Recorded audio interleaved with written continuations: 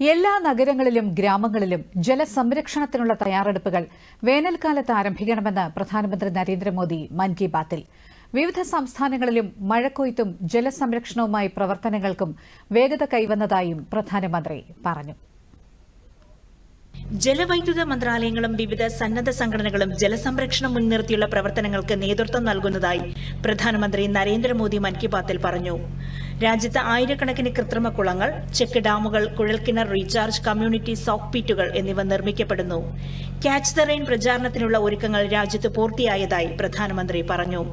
ഈ പ്രചാരണം സർക്കാരിന്റേതല്ല, മറിച്ച് സമൂഹത്തിന്റേതാണ്, സാധാരണക്കാരുടേതാണ്. കൂടുതൽ പേരെ ജലസംരക്ഷണവുമായി ബന്ധിപ്പിക്കുന്നതിനായി പൊതുജന പങ്കാളിത്ത ക്യാമ്പയിനുകൾ നടത്തുന്നുണ്ട്.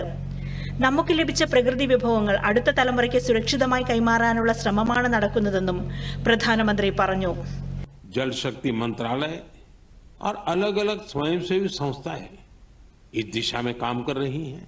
देश में हजारों कृत्रिम तालाब, check dam, borewell recharge, community soak pit का निर्माण हो रहा है.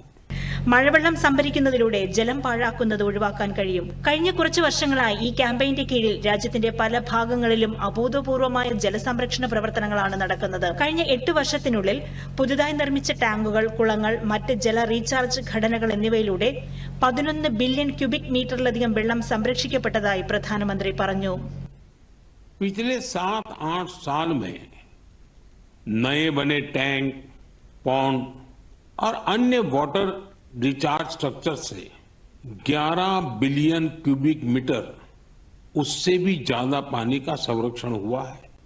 കർണാടകയിലെ ഗഡാക് ജില്ലയിലെ ജനങ്ങൾ ജലസംരക്ഷണത്തിന് പ്രത്യേക മാതൃക കാണിച്ചു തരികയാണ്. ഇവിടുത്തെ 2 ഗ്രാമങ്ങളിലെ തടാകങ്ങൾ പൂർണ്ണമായും വറ്റിപ്പോയി. മൃഗങ്ങൾക്ക് പോലും കുടിക്കാൻ വെള്ളം കിട്ടാത്തൊരു കാലം വന്നു. ക്രമേണ തടാകം പുല്ലും കുറ്റിക്കാടുകളും കൊണ്ട് നിറഞ്ഞു. എന്നാൽ തടാകം പുനരുജ്ജീവിപ്പിക്കാൻ ഗ്രാമത്തിലെ കുറേ പേർ മുന്നോട്ടിറങ്ങിയത് ഇച്ഛാശക്തിയുള്ളിടത്ത് ഒരു വഴിയുണ്ടെന്ന് തെളിയിച്ചു. എല്ലാവരും ഒരുമിച്ച് തടാകത്തിലെ മാലിന്യങ്ങളും ചെളിയും വൃത്തിയാക്കി. ഇപ്പോൾ മഴക്കാലത്തിനായി ഗ്രാമവാസികൾ കാത്തിരിക്കുകയാണ്. ശരിക്കു പറഞ്ഞാൽ ക്യാച്ച് ദ റെയിൻ എന്ന പ്രചാരണത്തിന്റെ ഒരു മികച്ച ഉദാഹരണമാണിതെന്ന് പ്രധാനമന്ത്രി പറഞ്ഞു. भाखड़ा नांगल बांध में जो पानी जमा होता है उसकी तस्वीरें तो आपने जरूर देखी होगी.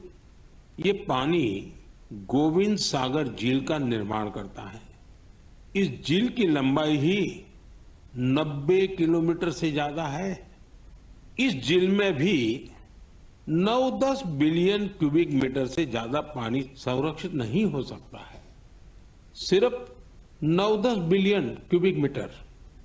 और देशवासियों ने अपने छोटे छोटे प्रयास से देश के अलग अलग हिस्सों में 11 बिलियन क्यूबिक मीटर पानी के संरक्षण का इंतजाम कर दिया है ना ये शानदार प्रयास.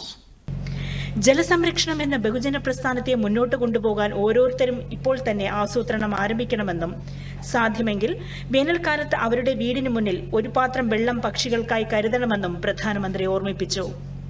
News desk, Doordarshan.